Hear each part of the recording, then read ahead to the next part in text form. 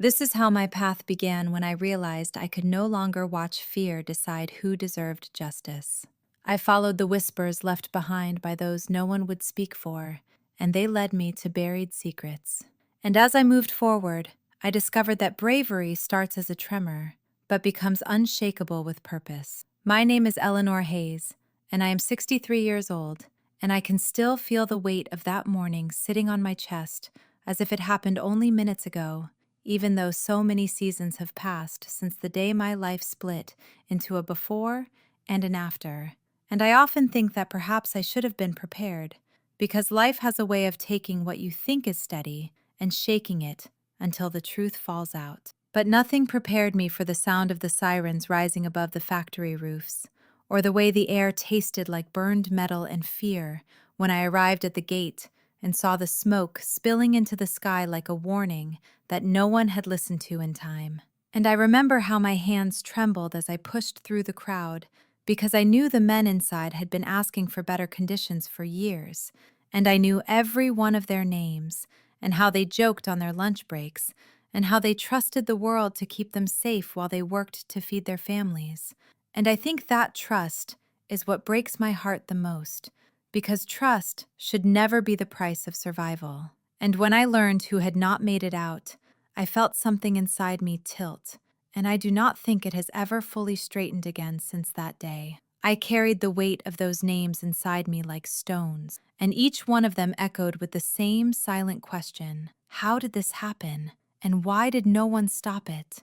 And the worst part was that I knew the answer before anyone said it out loud, because I had seen the warnings in the way the walls shook whenever the old machines groaned under the strain, and in the way management ignored the maintenance reports that had been filed and forgotten. And I had seen the tired eyes of the supervisors who tried to speak up, but were silenced with polite smiles and promises that dissolved as soon as the conversation ended. And when the investigation started, I could feel the energy shift, like the whole world was trying to hold its breath, hoping the truth would stay buried, because truth can be inconvenient and sharp-edged and capable of cutting through the illusions that powerful people build around themselves.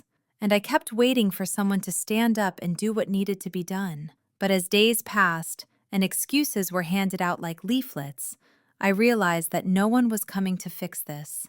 And that thought terrified me, because the truth should never depend on who has the loudest voice or the deepest pockets.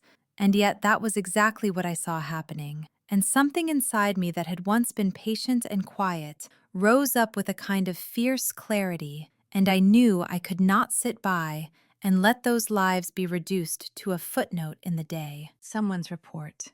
So I started to look for the people who had been there that morning and who had seen what I suspected had happened. And I walked door to door with a notebook in my hand and a knot in my stomach, because I was afraid of what I might learn, but even more afraid of what would happen if I learned nothing at all. And at first, people hesitated, because fear has a way of making even honest people uncertain. And I understood that, because I felt it too every time I thought about the danger of speaking up. But then something shifted when the first man looked me in the eye and said he had seen the sparks days before and had tried to warn his supervisor, but had been told it was nothing. And when he finished talking, he looked tired, but also relieved, as if sharing the truth had set something inside him free. And that moment gave me a strength I did not know I still had. And I kept going, gathering stories and details and timelines until my nights blurred into my mornings, and I could no longer tell if the ache in my chest was exhaustion or determination or grief. And I remember sitting at my kitchen table one night, staring at the papers spread out before me, and feeling the weight of the responsibility pressing down on me. Because these people had trusted me with their experiences, and with the truth that might cost them their jobs, or worse, if it fell into the wrong hands. And I promised myself that I would not let that happen. And as I pieced together the facts, I felt a strange mixture of sorrow and resolve, because every detail I uncovered only confirmed what I already suspected, which was that this tragedy was not an accident, but the result of choices made by people who valued speed over safety and profit over human lives. And the knowledge burned inside me like a quiet fire, urging me forward, even when I doubted myself. And I remember the moment I realized there was no turning back. When I looked at the list of names of the men who had died and thought about how they would never again walk through their own front doors, or hear their children call for them, or taste the comfort of a warm meal shared with family. And something inside me hardened with a kind of gentle fury that made me feel both fragile and unbreakable at the same time. And I knew that even though I was just one woman with a notebook and a trembling voice, I had to speak, because silence would be another kind of death for them and for me, and for the belief that ordinary people deserve to live without fear, that the place they work will become the place they die. And so I gathered everything I had and prepared to bring it into the light, knowing that the light can be blinding, but also healing, and that once the truth steps into it, there is no putting it back into the dark. My hands were shaking the morning I stepped into the small conference room where I had agreed to meet the first group of workers who wanted to speak privately because they were afraid of being seen with me and afraid of what their voices might cost them. And I remember the way the sunlight filtered through the blinds in thin, pale stripes that felt almost too gentle for the heaviness in the room. And I could hear the faint hum of the old ventilation system, as if it were struggling to breathe just as we all were that day. And I sat at the corner of the table with my notebook ready, even though a part of me wondered if I had taken on something far bigger than I could carry. Yet another part of me whispered that maybe this burden was exactly what I had been preparing for all my life without ever knowing it. And when the first man began speaking, his voice cracked, not from weakness, but from the strain of holding the truth inside for too long. And the story he told fit too neatly with the whispers I had already collected from others. And with every detail he shared, I felt the edges of my own fear sharpen, because the picture forming in my mind was not only tragic, but preventable in a way that made my stomach twist with something that felt like grief and anger braided together. And when he finished, the room fell quiet in that heavy way that happens when people are deciding whether to trust their own courage. And then one of the women who had worked the night shift leaned forward and told me about the strange vibration she felt in the floor the evening before the accident, and how she had mentioned it during her handover, but the concern had vanished into the long hallway as if swallowed whole. And she told me how she blamed herself, even though she knew she had done what she could. And I reached across the table and touched her hand for a moment, because I could feel the guilt radiating off her, and I wanted her to know that she was not responsible, that none of them should ever carry the blame that belonged to people who ignored the warnings and treated them as inconveniences. And as more people spoke, the stories began to weave together like threads forming a larger truth, and I felt the weight of each thread settle over my shoulders and press down on my heart. And I kept thinking about the families who were still trying to understand how an ordinary workday had stolen the people they loved. And I could almost see those homes, with their half-finished cups of coffee left on kitchen counters, and the jackets hanging by doorways, waiting to be worn again, and the empty chairs at dinner tables that now felt like painful reminders instead of places of comfort. And every time I thought about those homes, the fire inside me grew even stronger. And that fire pushed me to ask questions that made some people shift uncomfortably, because the truth can feel dangerous when spoken out loud.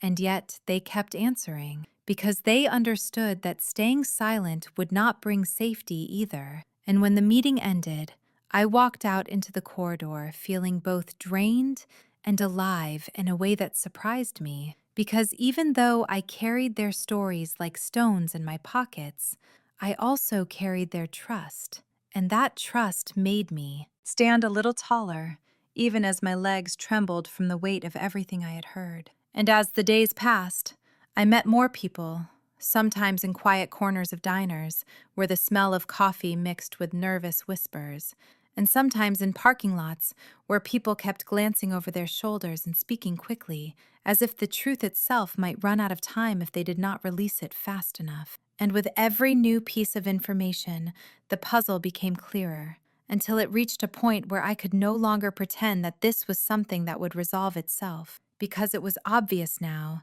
that the people responsible had already begun covering their tracks with polished statements that sounded smooth but empty. And I realized that the only way to keep the truth from being buried was to bring it into a place where no one could deny it. And the thought of doing that terrified me, because I knew I would be entering a world of cold rooms and watchful eyes and questions designed to trip me and discredit me. And I would be alone in front of people who had built their careers on avoiding accountability. And I wondered if I had the strength to stand firm when they tried to twist my words or cast doubt on my intentions. Yet every time I considered backing down, I saw the faces of the widows and the children who were still waiting for answers.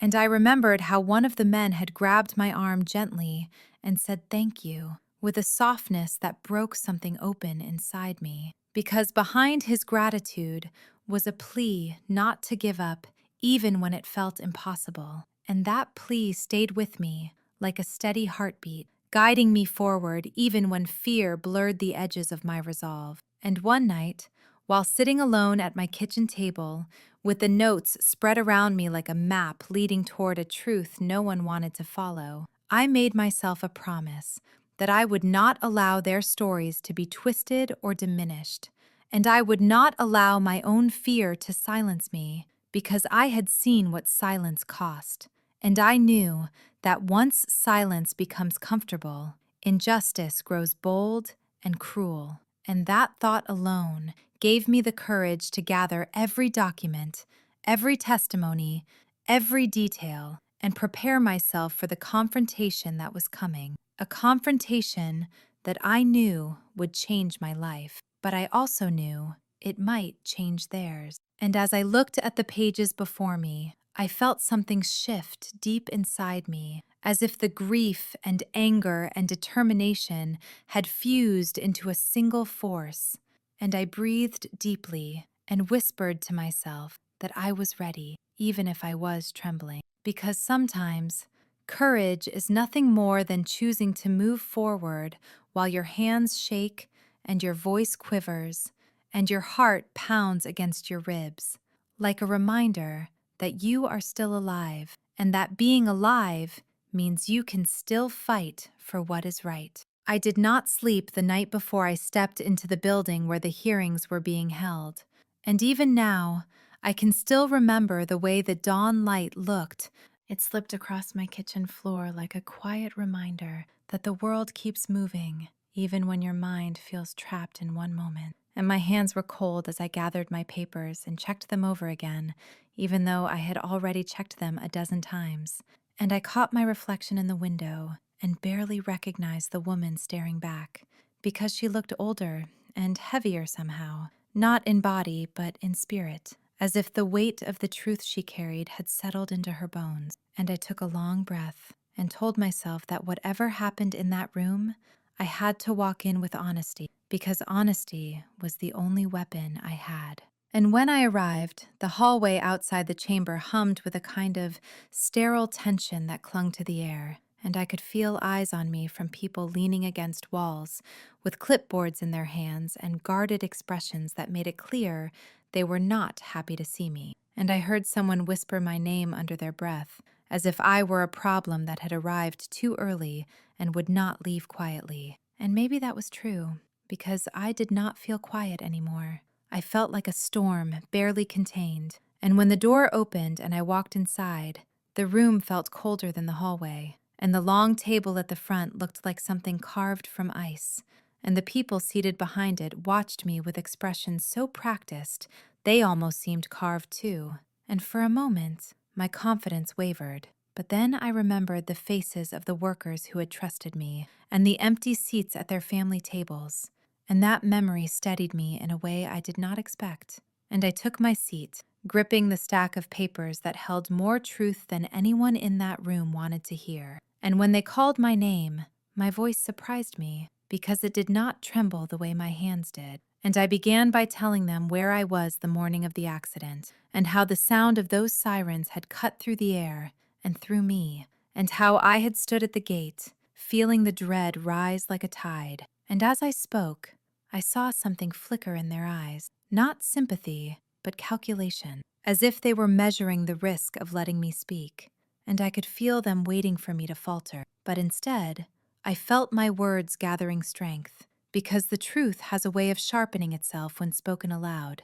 And I told them about the workers I had met and the things they had witnessed, and how their concerns had been dismissed again and again. And I could see a few people shift in their chairs, as if the air had grown heavier. And when one of the officials interrupted me to ask whether I had any proof of the claims I mentioned, I lifted the folder of statements and logs and maintenance reports and placed them gently on the table in front of me, and the room filled with a rustling silence that made the back of my neck prickle. And I felt a strange mix of anger and sorrow, because I knew they never expected someone like me to walk in with more than a story. They expected emotion without evidence, grief without documentation, a trembling voice without the backbone of fact. And it felt almost satisfying in a painful way to watch them realize they had underestimated me. And as they flipped through the pages, I described how one worker had refused to leave his shift early because he worried that something was wrong with the wiring, and how he had reported it 3 times before the accident, and how each report had been politely filed away with no follow-up. And as I said his name, I felt my throat tighten, because I had seen the way his widow clutched their baby at the memorial, and the memory hit me hard enough that I had to force myself to keep breathing evenly. And the officials began asking questions that were wrapped in polite language but carried an undercurrent of doubt, and I answered each one carefully and clearly, refusing to let them twist my words or drag me into their traps. And I could sense the room shifting as if reality itself was straining against the version of events they had tried to present. And part of me wanted to cry from the sheer intensity of it all. Yet another part felt strangely calm, as if I had stepped into a space where fear could not reach me. And when they asked why I had involved myself so deeply when I had no direct tie to the victims, I felt the strength rise in my chest like a tide, and I told them that doing nothing would have made me complicit, and that silence would have been another wound added to a list already too long. And I saw something flicker across one of their faces, something that looked almost like discomfort, and I pressed on because I knew that moment mattered. And I described the guilt and exhaustion and heartache that weighed on the families, and how every day that passed without answers carved out a deeper ache in their lives. And as I spoke, I noticed that a few people behind me shifted forward in their seats, as if listening more closely. And I wondered if some of the workers had come to hear what would be said, and the thought gave me a small surge of courage, and I held my posture, even when one of the officials tried to suggest that the testimonies I collected were unreliable. And I met his gaze and told him that the truth does not lose value because it is spoken by people whose hands are worn from work and whose voices have carried too much fear. And that seemed to silence him in a way that felt final. And as the hearing continued, I felt the room's energy change from suspicion to a brittle kind of unease, because the narrative they had hoped to maintain was unraveling thread by thread.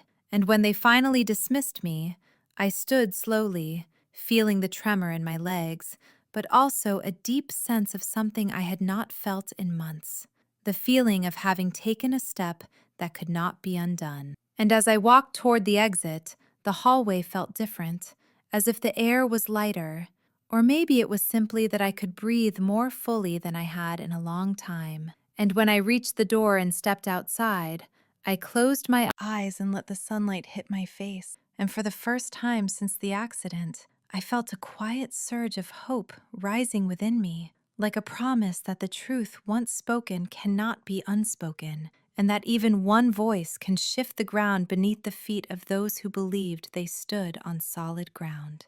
I spent the next morning sitting at my kitchen table with a cup of coffee growing cold in my hands because my mind kept replaying every moment of the hearing and every question they asked and every expression that flickered across their faces. And even though I knew I had done everything I could, I still felt the ache of uncertainty pressing against my ribs, like a slow heartbeat that refused to settle. And I wondered if they would twist my words behind closed doors, or bury the evidence I gave them, or try to turn the blame back onto the workers who had already lost so much. And the more I thought about it, the more I felt that familiar fire pushing against my exhaustion, urging me not to sit still and wait for someone else to decide what the truth was worth. And as I sat there, I heard the faint knock on my door, and when I opened it, I found two women standing on my porch, holding each other's arms as if drawing strength from the simple act of being close. And I recognized them instantly, because I had seen them both at the memorial, and one of them had clutched a folded photograph of her husband the entire time, as if her fingers could keep his memory from slipping away. And now they stood in front of me, with eyes that looked tired yet determined, and they asked if they could come inside for a moment. And I stepped back to let them in, and they sat at the table with me as if they had done it 100 times. And one of them spoke softly, saying that some of the workers had heard what happened at the hearing, and word was spreading that someone had finally said out loud what they had all been afraid to admit. And hearing that made something inside me loosen with relief and fear at the same time, because I knew that once people began to trust the process again, even a little, the responsibility I carried would only grow heavier. And the other woman placed a small envelope on the table and told me it contained statements from a few more workers who had not been ready to speak earlier, but felt encouraged after hearing that I had presented the truth without hesitation. And I opened the envelope slowly, and inside were handwritten pages filled with shaky handwriting and raw emotion. And as I skimmed through the lines, I felt my throat tighten, because these stories held details that cut deeper than anything I had gathered before. And one of the women reached out and touched my arm and told me that whatever happened, they believed I had already done more than anyone else had in months. And her words landed inside me like a warm weight, something steady and real. And I felt tears gather in my eyes, though I tried to blink them away, because I did not want to seem fragile in front of women who had endured far more than I had. But they must have sensed it, because they both leaned in and held my hands for a moment, and the quiet strength in their grip steadied me in a way I did not know I needed. And after they left, I sat alone for a long time staring at the envelope, feeling the enormity of every choice I had made and every choice that still lay ahead. And the afternoon light drifted across the floor in long, gentle lines, as if the world itself were telling me to breathe. And I let the air fill my lungs as I gathered the new statements and added them to the growing collection spread across my table. And the weight of the papers felt heavier than before, not because of the number, but because of the truth they held. And I knew I had to bring these forward too. But something inside me whispered that if I kept following this path, the consequences might be stronger than anything I had faced yet. And for the first time, I wondered if someone might try to silence me, not with threats spoken out loud, but with tactics that slid beneath the surface in ways that left no trace. And that thought lingered in the air like a cold draft. But even as fear curled at the edges of my resolve, I felt something steadier rise within me, a kind of quiet commitment, shaped by loss and shaped by the faces of the families who had stood in front of me, searching for even a sliver of justice. And I knew then that no matter how afraid I became, I could not turn back, because turning back would mean abandoning them and abandoning myself. And I had already crossed the point of no return when I walked into that hearing room and spoke the truth with a voice that carried not only my own heart, but the hearts of so many others. And as evening settled around the house, I lit a small lamp and let its warm glow fall across the pages. And I began sorting through them with slow, careful movements, as if the truth were something fragile and precious that needed gentle handling. And I read every line out loud to myself, hearing the tremble in the words, hearing the weight of fear, the weight of warning, the weight of exhaustion that had been ignored for too long. And I realized that each voice carried a piece of the story that the world needed to hear, because this was not just about one accident, or one factory, or one moment of failure. It was about a pattern of neglect and a culture of silence that had woven itself so deeply into the walls that people had stopped believing anything could change. And the thought made my chest ache, but it also made my determination sharpen. And when I finally stood up from the table, stretching my sore back and rubbing my tired eyes, I felt a new sense of clarity settle over me, a kind of calm that came not from comfort, but from acceptance. And I knew that the next time I spoke in front of those officials, I would not be walking in as someone trying to be heard.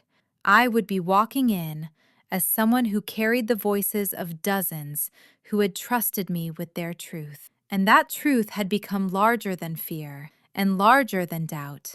And as I turned off the lamp and felt the house fall into quiet darkness, I whispered to myself that I was not alone in this, even if I stood alone in the room, because the truth was walking with me. And the truth, no matter how heavy, has its own kind of strength. And I held on to that thought like a lifeline as I prepared myself for the storm I knew was coming. I woke before sunrise the next day with a restless energy humming beneath my skin, as if my body already knew that something in the air had shifted, and I moved through my quiet house with slow, deliberate steps, trying to steady the thoughts racing through my mind. And every time I glanced at the stack of papers on the table, I felt a pull inside my chest, like a reminder of the responsibility I carried. And I poured myself a cup of coffee, though the taste barely registered, because my focus was already turning toward the plan forming in my mind. A plan that scared me, but also felt necessary, because waiting for the officials to act felt like standing on the edge of a cliff, hoping the wind would shift in my favor. And I knew better than to trust a wind I could not control. And sometime around mid-morning, as I sat reviewing the testimonies again, I heard a soft rumble outside and looked out the window to see a dark car parked across the street with its engine running. And at first, I told myself it was meaningless, a coincidence in a world full of coincidences. But the longer it stayed, the more uneasy I felt, until a cold shiver crawled up my back, and I realized that I had reached the point where my presence was no longer a quiet inconvenience, but a growing threat to people who believed they were untouchable. And that realization shook me in a way I had not expected, because I had always tried to believe that courage and truth were enough to shield a person. Yet as I stood there watching the car, I understood that there are moments when courage becomes a kind of gamble, and truth becomes something you protect, not because it is fragile, but because the world around it is so easily threatened. And I stepped away from the window and took a deep breath, reminding myself that fear only grows when you stand still and let it gather power. And I sat again at the table and began writing a summary of the evidence in clear, simple language so that if anything happened to me, there would be no confusion about what I had uncovered. And as I wrote, I felt a strange calm settle over me. Not a peaceful calm, but the kind that comes when you accept that you have crossed into territory you cannot retreat from. And sometime around noon, my phone vibrated with a message from a worker I had spoken with weeks earlier, a man whose hands had always shaken slightly when he talked because he carried more worry than anyone should have to bear. And his message said that someone from management had been asking questions about who had been speaking to me, and he wanted me to be careful because he sensed something was shifting. And reading it made my stomach tighten like a knot pulled too fast and too hard. And for a moment, I felt the full weight of the risk pressing against me. But then I remembered the widows who had stood on my porch the day before, with their tired eyes and steady hands, and I reminded myself that the risk they lived with every day since losing their husbands was far heavier than anything I carried, and their strength, gave me the push I needed to finish preparing my documents and organize the evidence into a single envelope that I planned to deliver to an independent investigator whose reputation I trusted. And as I sealed the envelope, I paused for a moment, feeling the paper under my fingertips warm from the heat of my hands, and I whispered a quiet promise to myself that I would not falter, no matter how much pressure came, because I could not look those families in the eye again if I let fear guide my choices. And that thought gave me enough courage to step outside into the bright afternoon heat, though my legs felt unsteady. And I walked toward my car with the envelope held tightly against my chest, as if it were something alive and fragile. And as I drove down the road with the wind pressing against the windows, I noticed a set of headlights appearing behind me in the mirror, and they stayed there far longer than felt natural. And a flicker of unease ran through me, but I forced myself to stay calm, because panic twists reality into something far more frightening than the truth. And after several turns, the car finally drifted away, and I exhaled a breath I had not realized I was holding. And by the time I arrived at the small office where the investigator worked, my pulse had steadied, and I walked inside carrying the envelope with the same determination that had carried me through the hearing. And when I placed it on his desk and explained what it contained, I saw a seriousness settle over his face as he listened, and his nod was slow, deliberate, and thoughtful. And when he told me he would pursue this with full transparency, something inside me softened in a way I had not felt in weeks, as if hope had stepped back into my life with cautious footsteps. And after leaving his office, I sat in my car for a long moment, letting the quiet wrap around me, because the world outside felt loud and uncertain, and I needed a moment to gather myself. And when I finally drove home, the sky was shifting toward evening, with streaks of soft gold stretching across the horizon, and the beauty of it hit me with a sudden ache, because so much pain was unfolding beneath a sky that looked gentle and harmless. And it reminded me that life rarely reflects the realities unfolding within it. And when I reached my house, I locked the door behind me and leaned against it, feeling exhaustion settle into my bones like a slow, cold tide. And I walked into the living room and sat on the couch, letting the silence hold me. And in that silence, I felt something I had not expected, a sense of fragile triumph, not loud or bold, but quiet and steady, like a single flame refusing to be blown out. And I realized that even if the road ahead was uncertain, I had already done something that mattered, something that could not be undone, something that could ripple outward in ways I could not yet see. And that thought allowed me to breathe a little deeper as the last traces of sunlight slipped away, leaving the room in soft shadow. And I whispered to myself that whatever came next, I would face it, because I had already chosen my path, and that choice had become part of me in a way that could not be taken back. I woke the next morning feeling as if the night had pressed its full weight on my shoulders, because my body ached with a heaviness that had nothing to do with age and everything to do with the truth I had set in motion. And as I moved through the quiet house, I felt a strange awareness in the air, as if the walls themselves were listening, and the sunlight filtering through the curtains looked softer than usual, almost hesitant, as though it understood that the day ahead was not an ordinary day. And while I sipped my coffee, I kept thinking about the envelope I had handed over and the way the investigator's eyes had sharpened with understanding, and how that moment had felt like opening a door I could never close again. And part of me felt proud of that, while another part felt exposed in a way I had never experienced. Because when you carry the truth alone, you have control over how much the world sees. But once you give it to someone else, it becomes something larger and uncontrollable. And that thought lingered in my mind as I stepped outside to check the mail and felt a faint chill, even though the morning was warm, because the streets seemed too quiet, and the stillness made me uneasy in a way I could not explain. And when I opened the mailbox and saw a single unmarked envelope lying inside, I felt a slow throb in my chest that tightened with every breath. and I looked around, half expecting to see someone watching from a window or a passing car, but the street remained empty, and I carried the envelope inside, holding it carefully, as if it might contain something sharp. And I sat at the kitchen table staring at it for a long moment before sliding a finger under the seal, and the moment the paper tore, the air felt charged.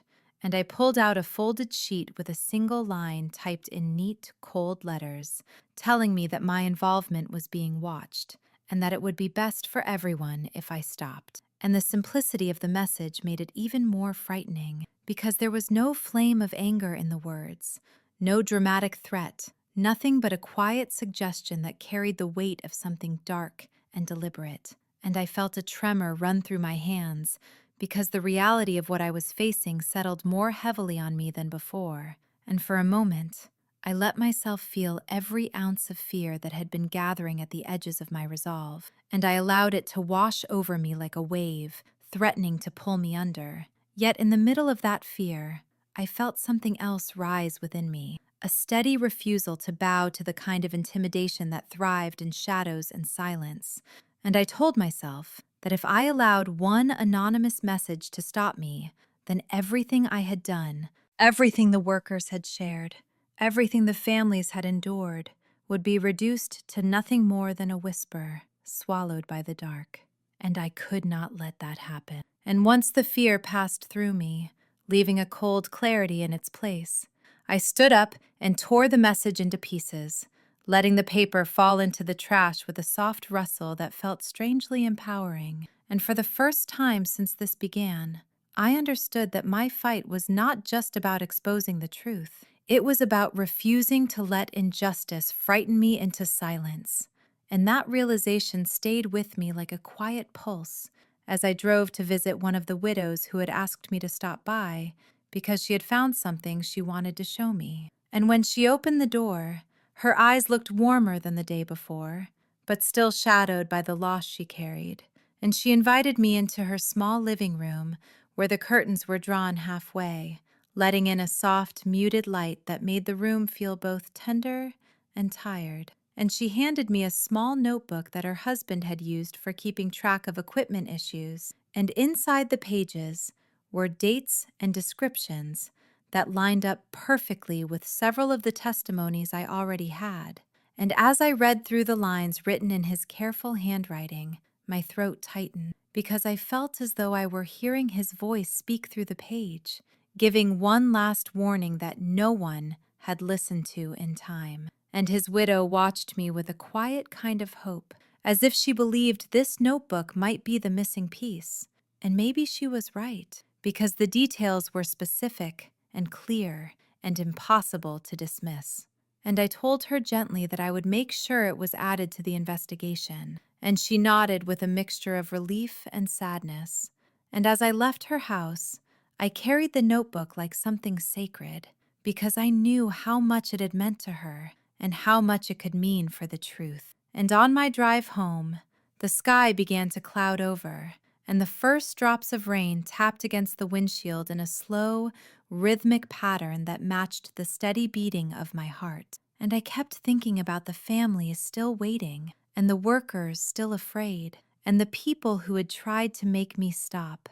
And the more I thought about it, the clearer everything became. And by the time I reached my house, I felt an almost eerie calm settle over me, like the kind that comes before a storm breaks open. And I walked inside, closing the door behind me with a firmness that surprised me. And I sat at my table once more, opening the notebook gently and laying it beside the statements, the logs, the reports, and all the pieces of truth that had found their way to me. And I looked at the scattered pages and felt a strange swell of gratitude for every person who had trusted me, because their trust had become the foundation of my resolve. And I knew I would not abandon them, no matter how many warnings appeared in my mailbox, or how many cars lingered on the street outside. And as the rain continued falling, I felt a renewed strength rise within me and whispered to myself that courage was not the absence of fear.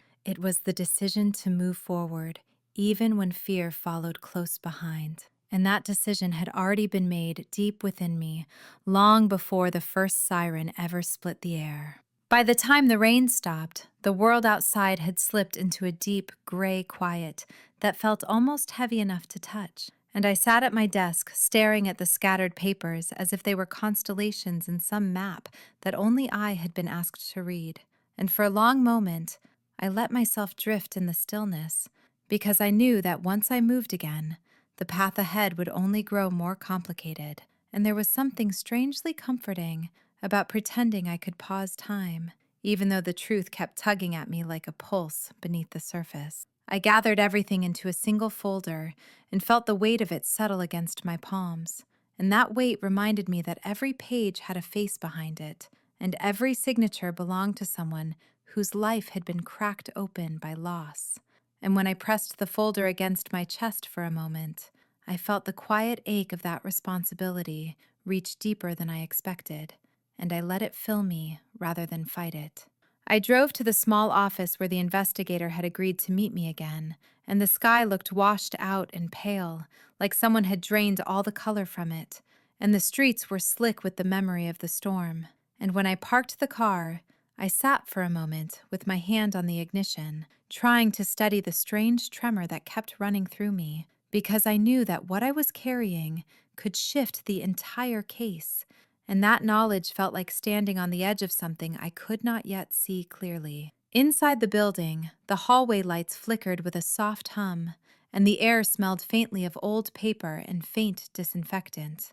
And when I stepped into the investigator's small office, he looked up with a quiet expression that told me he understood more than he let on. And I handed him the notebook, along with the other documents, and watched his eyes scan the pages with a slow, focused intensity. When he finally looked up, his expression had changed, and there was something sharper behind his gaze, something that told me he recognized the significance of what he held. And he thanked me in a low voice that carried more sincerity than formality, as if he understood the risk I had taken and needed me to hear that my efforts mattered. I nodded because words felt too small in that moment, and when I stepped back into the hallway, I felt a sudden wave of exhaustion wash over me, as if my body had waited to release it until the exact moment the folder left my hands. I walked out into the open air, and the wind was cool against my face, carrying the scent of damp leaves and wet pavement.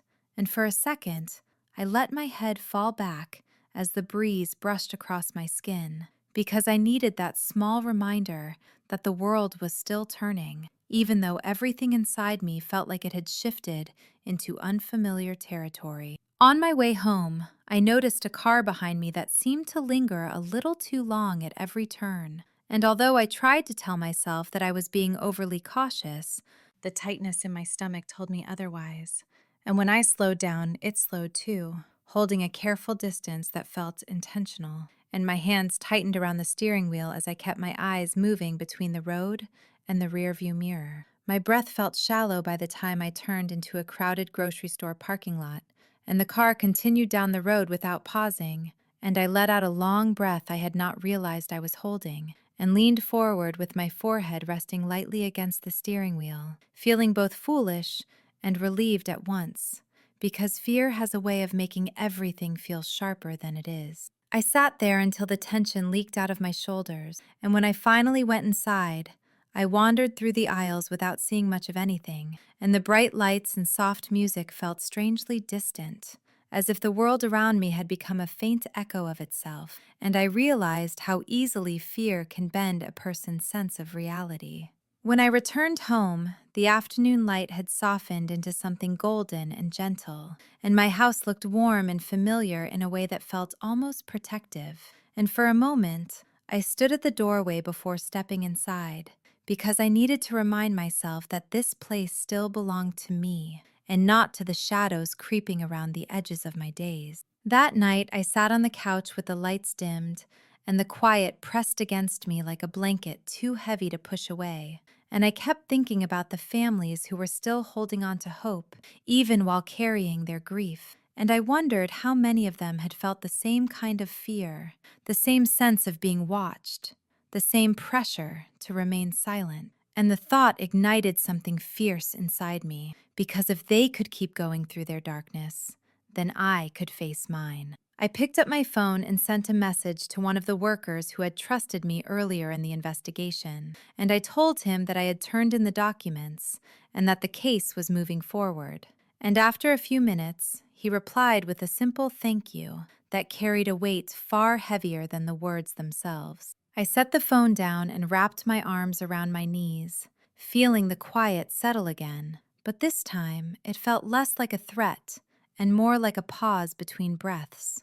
And I closed my eyes and let my thoughts drift to the men who had died, and the families who missed them, and the truth that had been buried beneath machinery and negligence, until someone finally decided enough was enough. As I sat there in the dim glow of the lamp, I felt something shift within me. Not a surge of courage or some dramatic revelation, but a slow, steady acceptance that I had stepped into something much bigger than myself, and that stepping back was no longer an option, even if fear followed me from room to room, because the truth had taken root inside me, and once it settles there, you cannot ignore it, no matter how hard you try. When I woke the next morning, the light drifting through my curtains had a soft, muted glow that made the room feel gentler than my thoughts, and for a moment, I stayed perfectly still, as if my body needed time to remember where it was in the story I had stepped into. And I let my eyes trace the familiar lines of the ceiling, while my mind replayed the images of the previous day, until they settled into something clearer and easier to hold. I pushed myself up slowly, and felt the slight ache in my joints that comes with age. But beneath that ache, there was a quiet steadiness that surprised me, because even though fear had followed me home like a shadow, I knew I had not been broken by it, and there was something deeply grounding about realizing that my courage had not disappeared overnight. I made coffee with the simple rhythm my hands knew by heart, and the warm scent rose through the kitchen in a way that reminded me how small rituals can hold a person together when everything else feels uncertain. And as I wrapped my fingers around the mug, I let the heat settle into my palms while my mind wandered to the investigator who now held the documents, and I wondered what he was doing with them at that exact moment. I pictured him at his desk, leaning over the pages with careful attention, and the thought gave me a strange sense of comfort, because it meant the truth was no longer trapped inside my home or inside my fears, but moving forward in someone else's hands, and that gave the morning a small spark of hope. I walked outside with my coffee and sat on the porch where the wood was still cool from the night air, and the quiet world around me felt like a safe pocket of time that did not demand anything from me. And I watched the faint ripple of leaves shifting in the breeze while I breathed slowly until my heart felt steady again. As I sat there, I began to think about the families I had spoken to and the way their eyes held so many stories at once: grief, anger, confusion, exhaustion, and the quiet flicker of hope that had not fully given up. And each of their faces passed through my memory with a clarity that made my chest tighten, because I knew they had been carrying more weight than any one person should ever have to carry alone. I reached for my notebook and wrote down a list of the questions I still needed to ask and the people I needed to follow up with.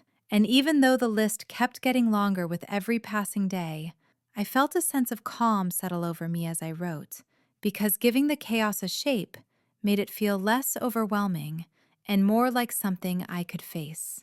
After a while, I changed clothes and headed out to meet one of the workers who had been hesitant to speak before, and I drove with the windows cracked just enough to let the air move across my face while the road stretched ahead like a quiet invitation to keep going, and the world around me carried the soft glow of early daylight that made everything look almost peaceful, even though I knew the day would bring its own challenges. When I arrived at the small diner where we agreed to meet, I stepped inside, and the warm smell of coffee and fresh breakfast wrapped around me like a familiar blanket, and I spotted him, sitting alone at a corner table, with his hands clasped tightly, as if he had been holding on to a thought he was afraid might slip away. I sat down across from him, and offered a small smile that I hoped would put him at ease. And for a long moment, neither of us spoke, because sometimes silence is the only bridge strong enough to hold two people who are trying to trust each other. When he finally began to talk, his voice trembled at first, like someone walking across thin ice, and he told me about the day of the accident, and the strange behavior of certain supervisors, and the sound he heard before the machines failed, and the way no one had been allowed near the damaged area afterward. And as he spoke, I felt a chill run through me, because every detail he shared fit perfectly with the quiet suspicions that had been growing inside my mind. I listened closely, taking notes without interrupting, and I could see how much it cost him to speak, because every memory brought a shadow of pain across his face. Yet he kept going, because he understood that silence had protected the wrong people long enough, and this was his chance to help uncover what had really happened. When he finished, he let out a slow breath that seemed to release something heavy from his chest, and I thanked him with a sincerity that I hoped reached him, because I knew how much courage it took for him to trust me with something so raw and painful, and I felt honored that he believed I would carry his truth carefully. After he left, I stayed in the diner for a while and stared out the window at the slow movement of cars along the street, and I felt the story shifting again, as if pieces that had been scattered for weeks were finally beginning to line up in a way that made sense. And for the first time in a long while, I felt the faint pulse of momentum building beneath my feet. When I finally stepped outside, the air had warmed and sunlight brushed against my skin with a gentle brightness, and I let myself breathe deeper as I walked to my car, because even though the road ahead still felt uncertain, I no longer felt like I was standing alone on the edge of something dark. I drove home with the windows open, and the wind carried the subtle scent of grass and warm pavement, and the sound of it rushing past me made me feel strangely alive, as if I had stepped into a chapter of my life that demanded more of me than I ever expected, but was also shaping me into someone stronger than I realized.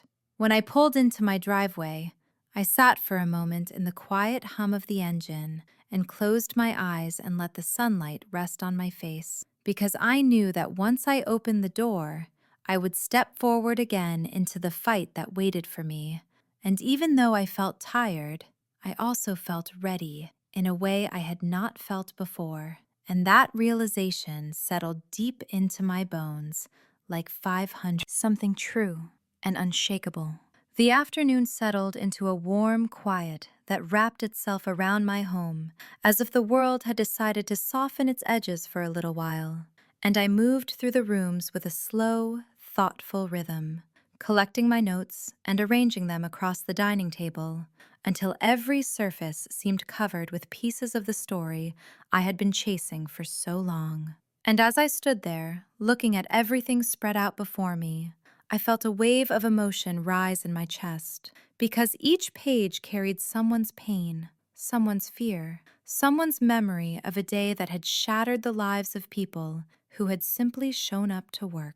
I pulled out a chair and sat with my hands resting against the table, letting my eyes drift from one document to another, while I tried to make sense of the pattern that kept hovering just out of reach.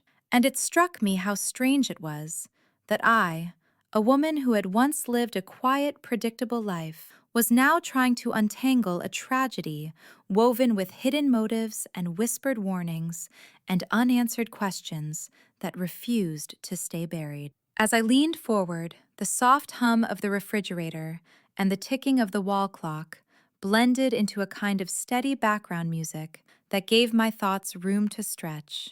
And I traced the timeline of events again and again until certain moments began to glow with a sharper clarity, and I felt the shape of the truth forming in the space between the facts, even if I could not yet name it aloud. I decided to call one of the families who had been waiting for updates, and when the phone rang, I felt my throat tighten, because I knew they carried a kind of sadness that never fully recedes, and I wanted to tread gently so I would not cause them more pain. When the mother answered, her voice sounded thin, as if she had been holding her breath for much longer than anyone should. And I reassured her in a calm, steady tone that the investigation was moving forward and that new information had come to light that might help uncover what really happened. And although I kept my words measured, I could hear the faint shift in her breathing, as if she had allowed herself a small, fragile moment of hope.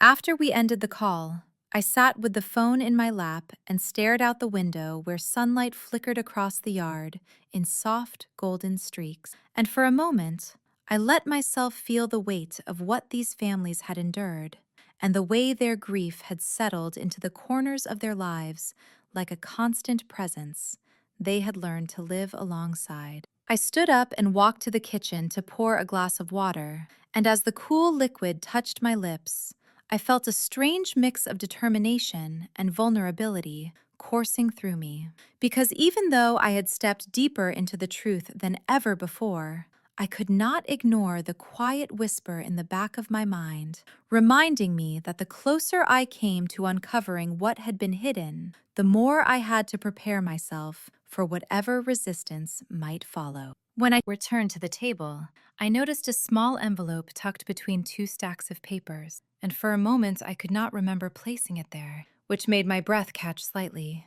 But when I opened it, I realized it was a note I had written to myself weeks earlier, during a moment of doubt. And the words reminded me that even small steps mattered. Even tiny fragments of progress could eventually reveal the full picture. And seeing my own handwriting steady and deliberate felt like receiving encouragement from a version of myself who had refused to give up. I gathered the documents into smaller piles, sorting them according to the workers who had spoken to me and the ones who had hesitated, and the ones who had gone silent altogether. And as I worked, I found myself thinking about fear and how it can thread itself through a community until people begin to move more carefully, speak with softer voices, and carry unspoken worries in their eyes. And I wondered how many of the workers lived with a sense of unease that they could not name, but felt every time they walked into the factory. The sun continued its slow descent as I worked, and the room shifted from bright gold to a muted amber glow that made everything feel almost cinematic. And I could feel the day slipping into evening with a quiet elegance that made the air feel heavier, yet more intimate. When I finally stepped away from the table, my back ached and my shoulders felt tight, but my mind was clearer than it had been in days. And I walked outside to breathe the cool evening air, letting it move across my skin like a small, gentle invitation to slow down. As I stood there, I listened to the faint chorus of insects rising from the grass, and the distant hum of a car passing on the road. And the quiet rhythm of the world reminded me that even in the midst of chaos, there are moments of simple peace that ask nothing more from us than presence. I closed my eyes and felt a warm steadiness settle deep within me. Not a burst of sudden courage, but a slow, persistent certainty that I was moving in the right direction, even if the path ahead remained uncertain. And I held on to that feeling as if it were a small flame cupped between my hands. When I went back inside, the house felt softer, quieter, almost protective, and I turned on a single lamp that cast a golden halo across the room. And I sat in its gentle light while my thoughts drifted to the people who had trusted me with their stories, and the way their voices had carried more truth than any document could capture. As the evening deepened, I gathered my notebook and wrote down everything I had learned that day, letting the ink spill across the page in long, continuous lines. And the act of writing felt like stitching together pieces of a fabric that had been torn apart by neglect and silence. And as I wrote, I felt the faint thrum of resolve growing stronger with every word, because I knew that each piece mattered, each detail carried meaning, and each voice deserved to be part of the fact. Truth we were trying to bring into the light. When I finally set the notebook aside, the night had settled fully around the house, and I felt a calm sense of readiness that I had not expected, because even though the days ahead would bring new challenges, I felt anchored, not by certainty, but by purpose.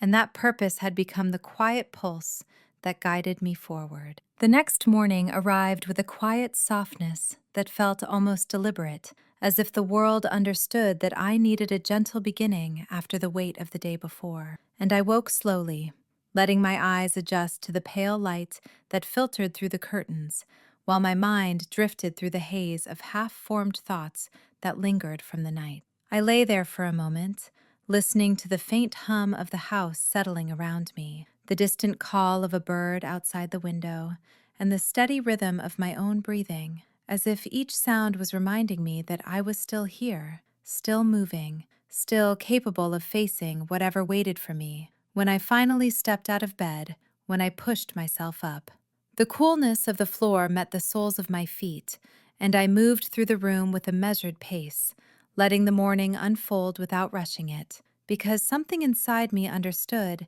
that my strength often came from honoring the quiet moments rather than sprinting through them. I made my way to the kitchen, where the familiar routine of preparing coffee steadied me, and as the warm scent filled the air, I wrapped my hands around the cup and held it for a long moment, letting the heat settle into my skin, like a small reminder that comfort still had a place in my life, even when the days were heavy. I sat at the table and watched the steam curl upward in gentle waves, while my thoughts wandered to the families who were counting on me, and I felt a soft ache near my ribs when I remembered the expression on the mother's face during our call, the subtle lift in her voice when hope had briefly pushed through her grief, and that memory stayed with me like a quiet promise that I would not let her down. After finishing my coffee, I gathered the notes I had organized the night before and read through them again with fresh eyes, and certain details seemed to stand out with a new sharpness, as if the night had given them room to breathe. And I realized that the pattern I had sensed earlier was beginning to feel more like a path, something faint but traceable, something that pointed toward the truth hidden beneath layers of silence and intimidation. I wrote a few new questions in the margin, letting the ink mark the page with deliberate strokes, and as I tapped the pen against the table, I felt a familiar determination rise inside me, much like the feeling I used to have when standing at the edge of a difficult decision, knowing that stepping forward would change everything, but staying still would cost even more. I decided to visit one of the former supervisors who had left the factory months before the accident, because his name had surfaced in several conversations, and the hesitations in people's voices whenever they mentioned him made me believe he held a piece of the story that no one else had been willing to share. The drive to his place was long enough to let my thoughts wander, but short enough to keep my nerves awake. And as the miles slipped beneath my tires, I found myself rehearsing the questions I wanted to ask, even though I knew real conversations rarely followed the paths we tried to prepare. When I pulled up to his home, I noticed how quiet the street was, the kind of quiet that made the air feel heavier. And when he opened the door, his eyes flickered with a mixture of surprise and something else I could not quite name before he stepped aside and motioned for me to enter. I followed him into a living room filled with a scent of old wood and faint dust, and he sat across from me, his posture tight, his hands clasped together as if he were bracing himself for a storm he had known would eventually come. I began gently letting my voice settle into a calm, steady rhythm, and I watched his expression shift from guarded to reflective as I mentioned the workers who remembered him, the machines he had overseen, and the strange changes that had taken place in the months leading up to the accident. At first he hesitated, his gaze drifting toward the floor as if searching for a way to soften the truth. But when he finally spoke, his words came slowly, carrying a heavy mix of regret and unease. And as he talked, I realized he had been carrying guilt that had grown roots inside him for far longer than he wanted to admit. He told me about the warnings he had given to upper management about the small malfunctions that had been ignored, about the shortcuts that had been quietly encouraged to meet production demands, and about the pressure that had trickled down to every worker on the floor until safety had been treated like an inconvenience instead of a necessity. And as he spoke, I felt a cold heaviness settle in my stomach, because his story aligned almost seamlessly with the fragments I had collected from others. When he mentioned the day he decided to resign, his voice wavered, and he said he had not been able to sleep for weeks afterward, haunted by the feeling that something terrible was coming, that the factory had become a place where accidents were no longer a matter of if, but when. And even though he had tried to convince himself that leaving meant he had done his part, his eyes told me he had never truly believed that. I listened without interrupting, letting his words fill the space between us. And when he finally fell silent, I thanked him gently, because I could see the toll it had taken for him to speak aloud the truth he had carried alone for so long. As I walked back to my car, the sky had shifted into a soft, pale blue that felt almost fragile, and I paused before opening the door, letting the cool air brush against my skin while the weight of his confession settled into me like another piece of a puzzle that was finally beginning to show its full picture. On the drive home, I replayed every detail he had shared, and with each mile, the story grew clearer, sharper, and more undeniable. And by the time I pulled into my driveway, I felt a pulse of resolve that ran deeper than anything I had felt since the day I first stepped into this investigation. Inside the house, I set my notes on the table and sat with my hands folded for a long moment, letting the quiet settle around me until I felt my heartbeat steady. And when I finally opened my eyes, I realized that the truth was no longer a distant possibility, but a tangible reality, waiting to be fully uncovered, and something inside me whispered that I was ready for whatever came next. The evening settled around my home like a soft curtain as I placed my notes on the table once again and stood for a moment in the dim, warm light, letting the weight of the day press gently against my thoughts, as if the air itself understood how much was shifting inside me and how carefully I needed to move through each unfolding truth.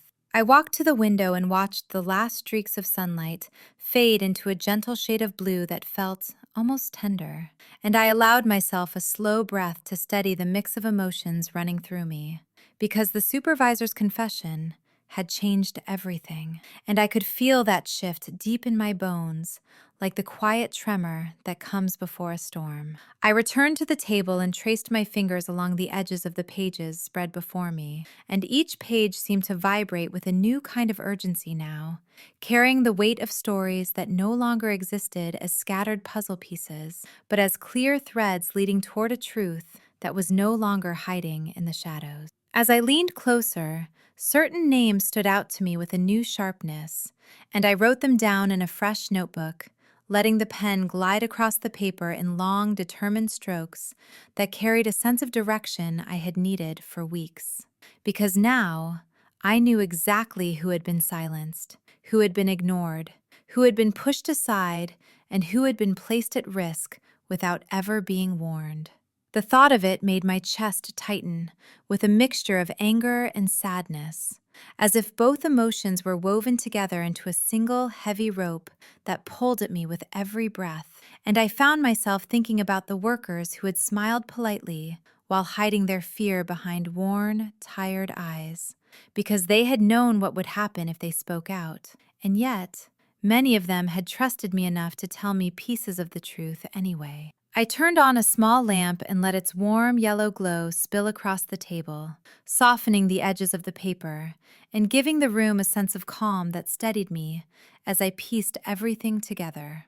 And for a long stretch of time, I lost myself in the rhythm of reading, cross-checking, and writing, as if my hands and mind had found a shared language that needed no pause. When I finally leaned back, the clock on the wall had slipped far past sunset, and the house had grown quiet in a way that made the air feel heavier and more intimate, and I felt a faint tremor of exhaustion settle into my shoulders. But beneath it was a deeper steadiness that kept me from walking away, because I knew that I was now closer to the full truth than I had ever been. Reached for the phone and called the investigator, knowing full well that the hour was late, but also knowing that the information I carried could not wait. And when he answered, his voice sounded rough with fatigue, but alert enough for me to tell him what I had learned. And as I spoke, I heard the silence on the other end shift from stillness to focus, as if he had leaned forward in his chair and pressed a hand against his mouth while absorbing every detail. When I finished, He told me that my findings matched pieces of evidence they had quietly gathered on their own, and the confirmation sent a small wave of energy through me, because it meant I had not been chasing shadows, but standing firmly inside the truth the entire time, even when I had doubted myself. After ending the call, I sat with the phone resting in my hands and felt my heart settle into a slower rhythm, while the room held a quiet calm that made me feel protected for the first time in days. And I closed my eyes, letting a soft, slow breath move through me as I released some of the tension that had tangled itself inside my chest. When I opened my eyes, I noticed a photograph sitting on a nearby shelf, one I had placed there years ago, and it showed me in a moment of my life when everything had felt simpler and steadier, and I found myself studying the expression on my younger face, trying to remember if she had ever imagined the woman she would one day become, someone who carried the truths of strangers and fought for people she had never expected to meet. I walked to the shelf and picked up the frame, holding it for a moment before setting it back down gently, because even though that woman felt distant now, she was still part of the path that had led me here, and I allowed myself a small, quiet smile, knowing that the years had changed me in ways I never anticipated, but also in ways I was proud of. I returned to the table and began drafting a timeline of events, marking each date with careful strokes and connecting them with small notes that captured the details the workers had entrusted to me. And as I worked, I felt a soft pulse of purpose settle into my core, as if something inside me knew that this was exactly where I needed to be, even if the road had been painful and uncertain. The night grew deeper, and the house settled with faint creaks that echoed through the quiet, and I found myself humming a tune under my breath, one I had carried from childhood whenever I needed to feel grounded, and the sound wrapped gently around the room in a way that made me feel less alone. After a while, I rose from the table and walked to the porch, where the cool night air met my skin with a refreshing ease, and the sky above glittered with distant stars that looked soft and delicate against the dark.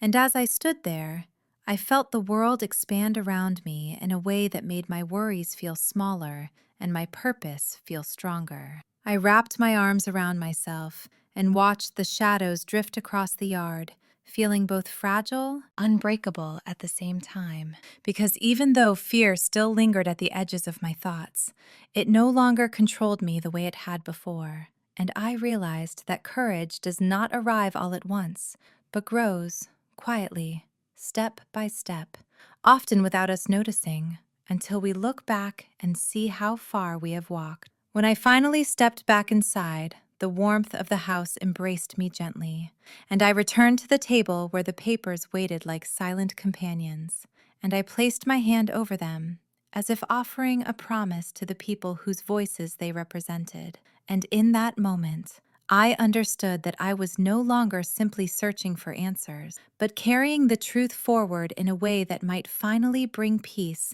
to those who had been left in the dark for far too long. When morning came, it arrived gently, as if the light itself understood how much weight the night had carried for me, and how carefully a new day needed to begin. I woke with a slow stretch, and for a moment I simply lay there, feeling the warmth of the sun ease across my face, and I let myself breathe in the kind of quiet that does not ask for anything. My mind replayed the work from the night before, and instead of feeling the familiar tension rise in my chest, I felt a calm, steady sort of resolve that surprised me with its softness. It was not confidence exactly.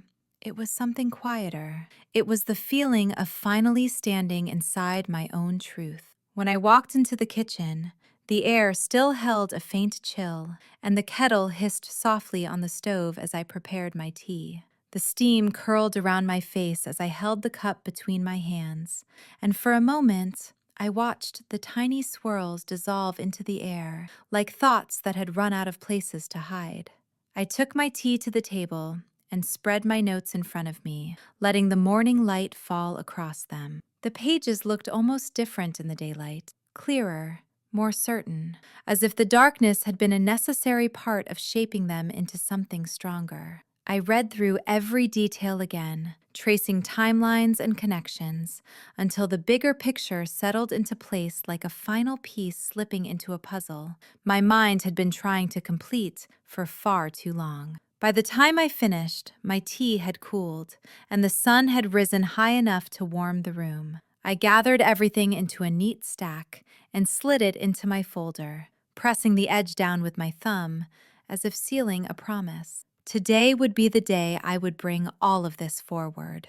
Today would be the day the truth stopped living only inside my home. As I dressed, I caught my reflection in the mirror and paused for a moment. My face looked a little older than I remembered, and my eyes carried a tiredness that came from weeks of pushing past fear. But there was also something else. There was a steadiness I had not seen before, a quiet knowing that even if the road ahead was difficult, I had already survived worse. When I stepped outside, the air carried the crisp scent of morning, and I felt a faint shiver run along my arms. The sky stretched wide above me, and for a heartbeat, it felt like the world was holding its breath along with me. I drove to the investigator's office with my folder resting on the passenger seat, and I found myself gripping the steering wheel tighter than necessary. Each traffic light felt like a small checkpoint, giving me one last chance to turn around, yet with every block, I felt the pull of purpose grow stronger and stronger, until turning back no longer even felt like an option. When I arrived, he greeted me with a nod that held more weariness than formality, and he gestured toward his desk where stacks of files waited like silent witnesses. I placed my folder gently on top, and as he opened it, I watched the shift in his expression, a slow change that went from curiosity to focus to the quiet gravity of understanding. He did not rush, and he did not speak until he had read every page.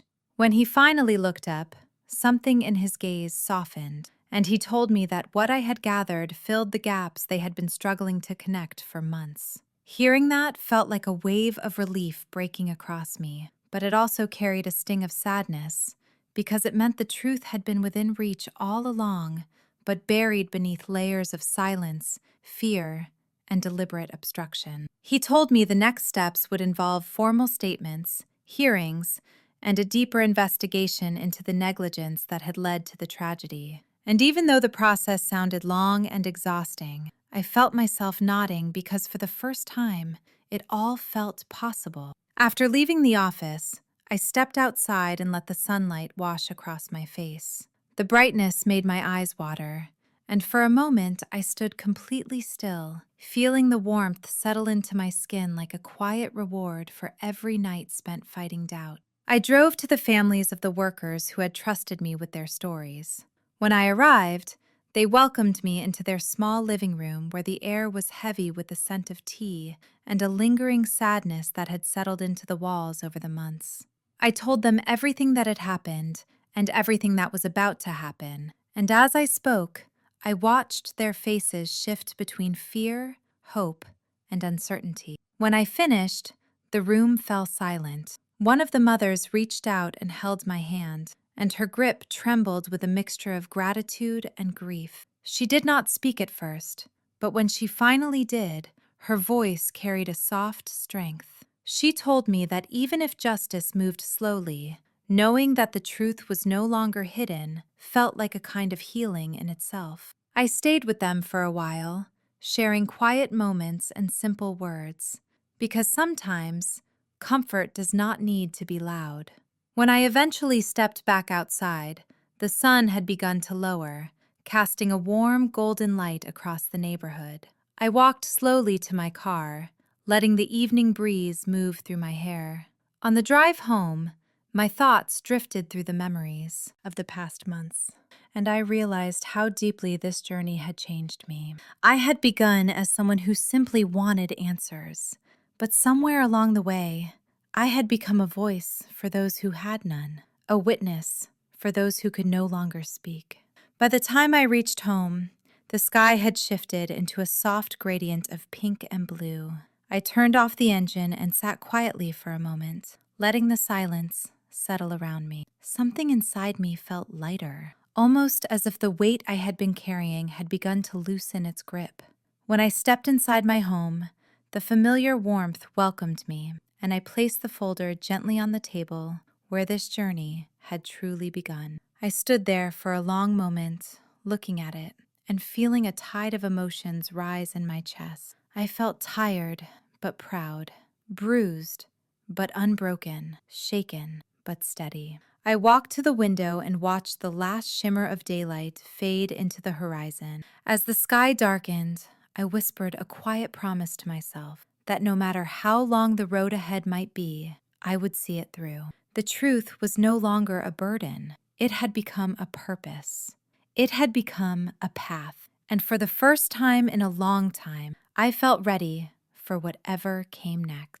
If this story touched your heart, share your thoughts in the comments. I'd love to hear them. Don't forget to like, share, and subscribe so more people can find a little warmth and hope in these stories too.